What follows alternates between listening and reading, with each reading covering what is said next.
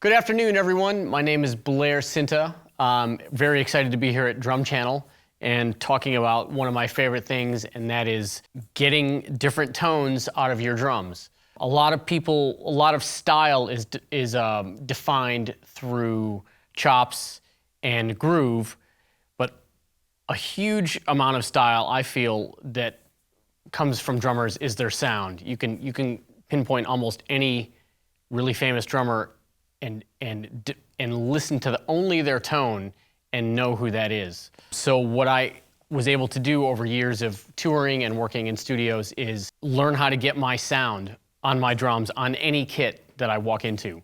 One thing you have to do is spend some time thinking about the drum sounds that you really like.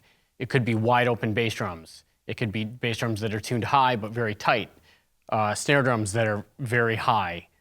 Snare drums that are low and wide open. Same thing with toms and cymbals.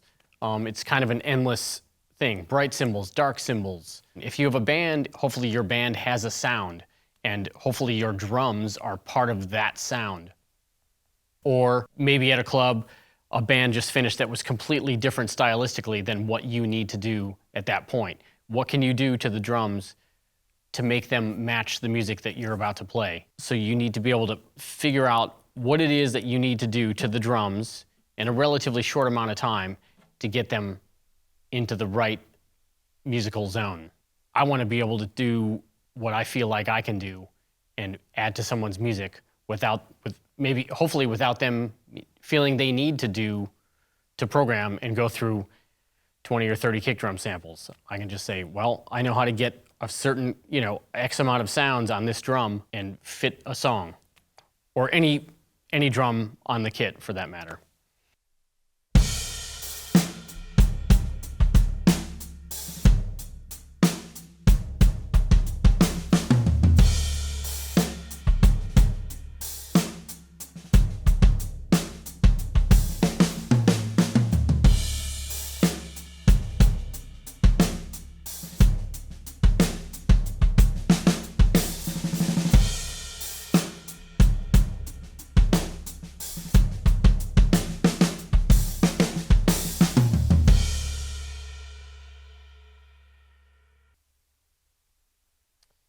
Okay, so what I have here is a 22-inch bass drum.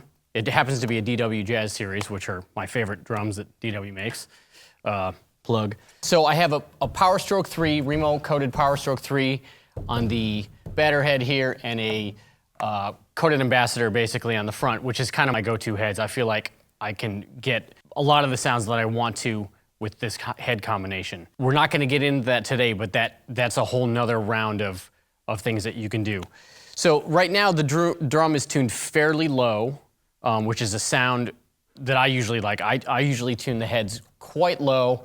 This batter head is pretty flabby, and right now the front head is actually quite loose. Not so much that you hear like flapping from the front head, but it's pretty loose, so it's resonating with the batter head.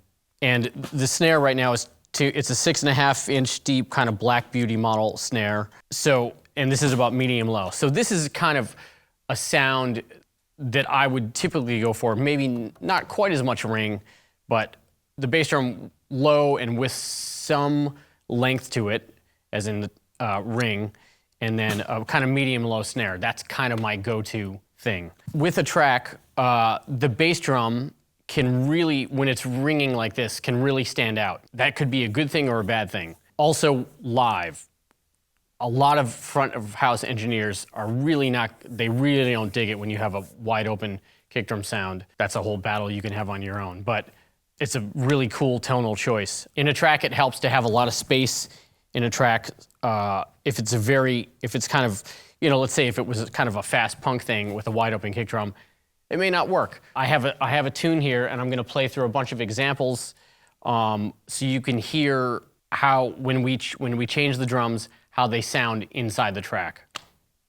So here's an example of a wide open kick drum, medium low 6.5-inch snare with this kind of 6/8 tune, and it's just acoustic guitar. There's no bass, there's no vocals, and it'll give you, the good thing about the track is that it's wide open, so you'll get a sense of hearing the drums, but not have them being overloaded by too many things.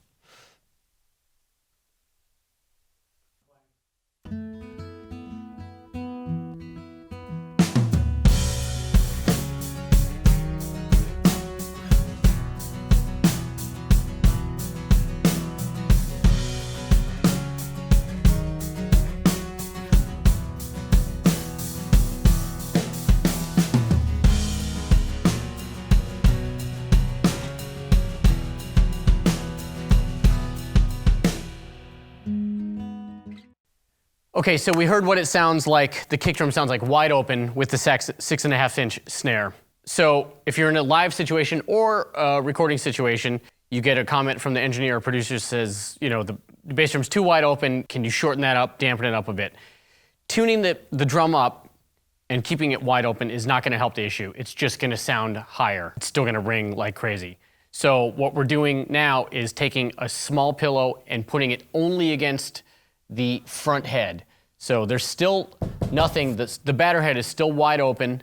There's a small pillow, not too much, on the front head. So here it is with the tune, so you can hear the difference.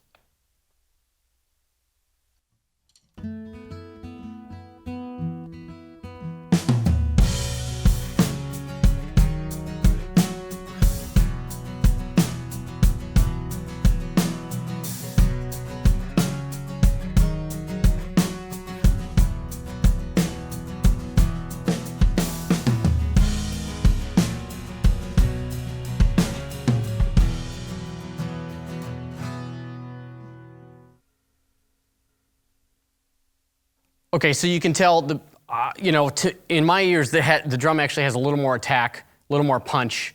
It still has a little bit of length to it, but it's definitely more controlled for the engineer. This is a really nice sound for me. This is my favorite sound to get. I kind of explained this at the beginning, but you still have some length to the tone. You get some punch to it, but it's not totally dead. It's my favorite sound. Okay, so next we're gonna dampen the whole drum. We're gonna use the same snare, play the same tune, and you'll hear the kick drum dry, but the tuning's exactly the same. We're gonna make sure not to lose the low end, because often if you just throw a pillow in a kick drum, you lose a lot of the low end. It'll be dead, but you're gonna lose a lot of the oomph that you want. So we're gonna add that next pillow. So it'll be a pillow on the batter head and the front head.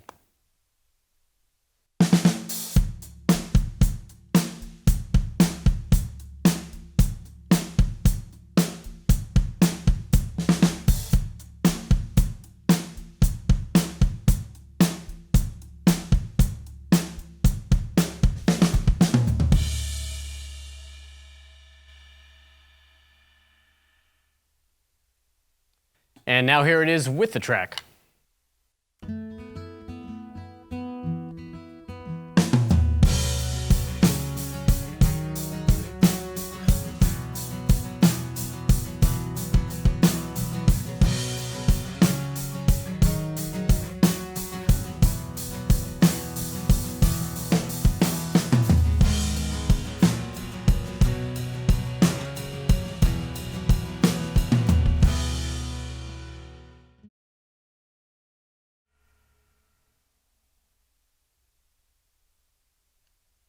Okay, so as you can hear, the drum is really punchy now. It's dry, it decays very quickly, but it's still tuned low. We haven't touched the tuning on this. Sounds really great. This is a really cool sounding drum. And again, I really think a 22 is a really versatile drum. It's my favorite size. And also just some technical jargon. I'm someone who always pulls the beater out of the head, even in a situation where the drum is dampened like this and there's no real decay to it. You know, my 2 cents is that it's a better tone because you're having the drum ring out without dampening the drum and keeping the beater in it. So that's something I worked on for a long time to be comfortable with. But ultimately, especially in a recording situation, to me, it's a sound I want to be able to get no matter what the tuning of the drum is, or what the size of the drum is for that matter too. So here's a quick example. I'll hit the drum a number of times, leaving the beater in, and then we'll do it out. So check it out. Here's with the beater in.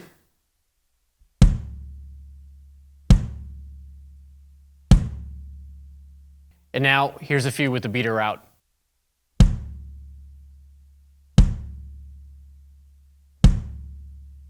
It's pretty minor, but for my ears, in a recording situation, that's a big difference. Okay, so just to recap, let's listen to all three in a row. You'll hear wide open, partly dampened with dampening just on the front head, and then pillow on both heads, dampened all the way.